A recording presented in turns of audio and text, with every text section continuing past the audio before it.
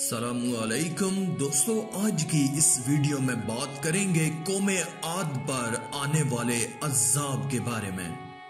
اگر یہ ویڈیو آپ کو پسند آئے تو کمنٹ میں استغفار لکھ کر اللہ کی قدرت چینل کو سبسکرائب کر دیں، شکریہ۔ دوستو، قوم عاد مقام اعکاف میں رہتی تھی جو امان و حضر موت کے درمیان ایک بڑا ریگستان ہے۔ ان کے مورث اعلیٰ کا نام عاد بن اوس بن ارم بن سام بن نوح ہے۔ پوری قوم کے لوگ ان کو مورث اعلیٰ یعنی عاد کے نام سے پکارنے لگے۔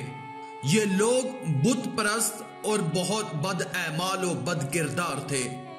اللہ تعالیٰ نے اپنے پیغمبر حضرت ہود علیہ السلام کو ان لوگوں کی ہدایت کے لیے بھیجا، مگر اس قوم نے اپنے تکبر اور سرکشی کی وجہ سے حضرت ہود علیہ السلام کو جھٹلا دیا اور اپنے کفر پر اڑے رہے۔ حضرت ہود علیہ السلام بار بار ان سرکشوں کو عذاب الہی سے ڈراتے رہے، مگر اس شریر قوم نے نہایت ہی بے باکی اور گستاخی کے ساتھ اپنے نبی سے یہ کہہ دیا کہ کیا تم ہمارے پاس اس لیے آئے ہو کہ ہم ایک اللہ کو پوجیں اور جو ہمارے باپ دادا پوجتے تھے انہیں چھوڑ دیں؟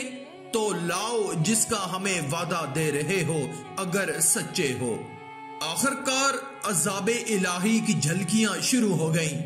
3 سال تک بارش ہی نہیں ہوئی اور ہر طرف قحط و خشک سالی کا دورہ ہو گیا، یہاں تک کہ لوگ اناج کے دانے دانے کو ترس گئے۔ اس زمانے کا یہ دستور تھا کہ جب کوئی بلا اور مصیبت آتی تھی تو لوگ مکہ معظمہ جا کر خانہ کعبہ میں دعائیں مانگتے تھے تو بلائیں ٹل جاتی تھیں۔ چنانچہ ایک جماعت مکہ معظمہ گئی۔ اس جماعت میں مرثد بن سعد نامی ایک شخص بھی تھا جو مومن تھا، مگر اپنے ایمان کو قوم سے چھپائے ہوئے تھا۔ جب ان لوگوں نے کعبہ معظمہ میں دعا مانگنی شروع کی تو مرثد بن سعد کا ایمانی جذبہ بیدار ہو گیا اور اس نے تڑپ کر کہا کہ اے میری قوم، تم لاکھ دعائیں مانگو مگر خدا کی قسم اس وقت تک پانی نہیں برسے گا جب تک تم اپنے نبی حضرت ہود علیہ السلام پر ایمان نہ لاؤ۔ حضرت مرثد بن سعد نے جب اپنا ایمان ظاہر کر دیا تو قوم عاد کے شریروں نے ان کو مار پیٹ کر الگ کر دیا اور دعائیں مانگنے لگے۔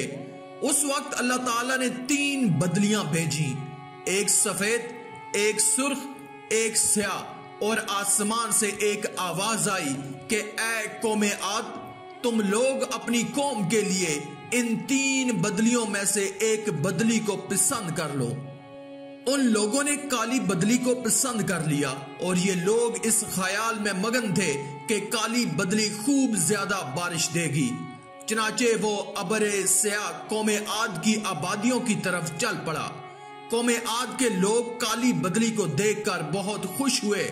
حضرت ہود علیہ السلام نے فرمایا کہ اے میری قوم، دیکھ لو عذاب الہی ابر کی صورت میں تمہاری طرف بڑھ رہا ہے، مگر قوم کے گستاخوں نے اپنے نبی کو جھٹلا دیا اور کہا کہ کہاں کا عذاب اور کیسا عذاب، یہ تو بادل ہے جو ہمیں بارش دینے کے لیے آ رہا ہے۔ یہ بادل پچھم کی طرف سے آبادیوں کی طرف برابر بڑھتا رہا اور ایک دم ناگہاں اس میں سے ایک آندھی آئی جو اتنی شدید تھی کہ اونٹوں کو ان کے سواروں کے ساتھ اڑا کر کہیں سے کہیں پھینک دیتی، پھر اتنی زوردار ہو گئی کہ درختوں کو جڑوں سے اکھاڑ کر اڑا لے جانے لگی۔ یہ دیکھ کر قوم عاد کے لوگوں نے اپنے سنگین محلوں میں داخل ہو کر دروازوں کو بند کر لیا، مگر آندھی کے جھونکے نہ صرف دروازوں کو اکھاڑ کر لے گئے بلکہ پوری عمارتوں کو جھنجھوڑ کر ان کی اینٹ سے اینٹ بجا دی۔ 7 رات 8 دن مسلسل یہ آندھی چلتی رہی، یہاں تک کہ قوم عاد کا ایک ایک آدمی مر کر فنا ہو گیا اور اس قوم کا ایک بچہ بھی باقی نہ رہا۔ جب آندھی ختم ہوئی تو اس قوم کی لاشیں زمین پر اس طرح پڑی ہوئی تھیں جس طرح کھجوروں کے درخت اکھڑ کر زمین پر پڑے ہوں، چنانچہ ارشاد ربانی ہے۔ اور رہے عاد وہ ہلاک کیے گئے نہایت سخت گرجتی آندھی سے، وہ ان پر قوت سے لگا دی 7 راتیں اور 8 دن لگاتار۔ تو ان لوگوں کو ان میں دیکھو بچھڑے ہوئے، گویا وہ کھجور کے ڈنڈ سوکھے تنے ہیں، گرے ہوئے، تو تم ان میں کسی کو بچا ہوا دیکھتے ہو؟ پھر قدرت خداوندی سے کالے رنگ کے پرندوں کا ایک غول نمودار ہوا، جنہوں نے ان کی لاشوں کو اٹھا کر سمندر میں پھینک دیا، اور حضرت ہود علیہ السلام نے اس بستی کو چھوڑ دیا اور چند مومنین کو جو ایمان لائے تھے ساتھ لے کر مکہ مکرمہ چلے گئے، اور آخری زندگی تک بیت اللہ شریف میں عبادت کرتے رہے۔ قرآن کریم کے اس دردناک واقعے سے یہ سبق ملتا ہے کہ قوم عاد جو بڑی طاقتور اور قد آور قوم تھی، اور ان لوگوں کی مالی خوشحالی بھی نہایت مستحکم تھی، کیونکہ لہلہاتی کھیتیاں اور ہرے برے باغات ان کے پاس تھے۔ پہاڑوں کو تراش تراش کر ان لوگوں نے گرمیوں اور سردیوں کے لیے الگ الگ محلات تعمیر کیے تھے۔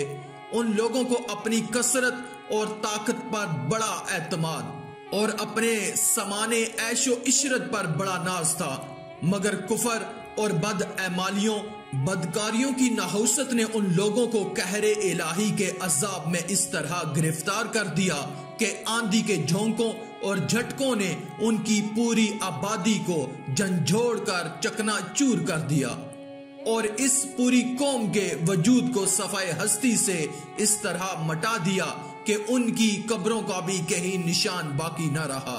تو پھر بھلا ہم لوگوں جیسی کمزور قوموں کا کیا ٹھکانہ ہے کہ عذاب الہی کے جھٹکوں کی تاب لا سکیں؟ اس لیے جن لوگوں کو اپنی اور اپنی نسلوں کی خیریت و بقا منظور ہے، انہیں لازم ہے کہ وہ رسول اللہ صلی اللہ علیہ وآلہ وسلم کی نافرمانیوں اور بد اعمالیوں سے ہمیشہ بچتے رہیں، اپنی کوشش اور طاقت بھرا اعمال صالح اور نیکیاں کرتے رہیں، ورنہ قرآن مجید کی آیتیں ہمیں جھنجھوڑ کر یہ سبق دے رہی ہیں کہ نیکی کی تاثیر آبادی اور بدی کی تاثیر بربادی ہے۔ قرآن مجید میں پڑھ لو کہ یعنی بہت سی بستیاں اپنی بدکاریوں اور بد اعمالیوں کی وجہ سے ہلاک و برباد کر دی گئیں، اور دوسری آیت میں یہ بھی پڑھ لو کہ اور اگر بستیوں والے ایمان لاتے اور ڈرتے تو ضرور ہم ان پر آسمان اور زمین سے برکتیں کھول دیتے، مگر انہوں نے تو جھٹلایا تو ہم نے انہیں ان کے کیے پر گرفتار کیا۔ آخر میں اللہ رب العزت سے دعا ہے کہ اللہ ہمیں نیک اعمال کرنے اور برائی سے بچنے اور بچانے کی توفیق عطا فرمائے، آمین یا رب العالمین۔ آج کی اس ویڈیو میں تھا بس اتنا ہی۔ مزید اسلامی ویڈیوز حاصل کرنے کے لیے اللہ کی قدرت چینل کو سبسکرائب کر دیں اور ساتھ میں موجود بیل کے آئیکن کو دبا کر آل پر کلک کر دیں۔ شکریہ۔